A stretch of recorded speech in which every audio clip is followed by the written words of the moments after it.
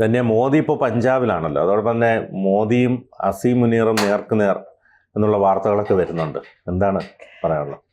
അതൊരു ഇതായിട്ട് നമ്മൾ പറയുകയാണെങ്കിൽ പോലും അതിൽ ഭയങ്കര പ്രാധാന്യമുണ്ട്. കാരണം ഈ പാകിസ്ഥാനിൽ തിരിച്ചടി നടത്തിയതിന് ശേഷം ആദ്യമായാണ് പ്രധാനമന്ത്രി സൈനികരെ, ഇന്നലെ ഇന്ത്യൻ ജനതയെ മുഴുവൻ അദ്ദേഹം 20 മിനിറ്റ് അഭിസംബോധന ചെയ്ത് പറയാനുള്ള കാര്യങ്ങൾ കൃത്യമായി അദ്ദേഹം പറഞ്ഞു.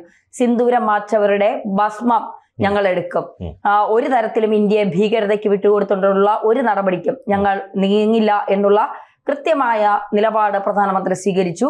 അത് മാത്രമല്ല, ഇന്നലത്തെ പ്രധാനമന്ത്രിയുടെ വാക്കുകൾ കേട്ട് മോദി വിരുദ്ധർ പോലും കൈയടിച്ചു എന്നുള്ളതാണ് യാഥാർത്ഥ്യം എന്ന് പറയുന്നത്. അതിനിടയിലാണ് മോദി അധംപൂരിൽ, അതായത് പഞ്ചാബിലെ അധംപൂരിൽ എത്തുന്നത്.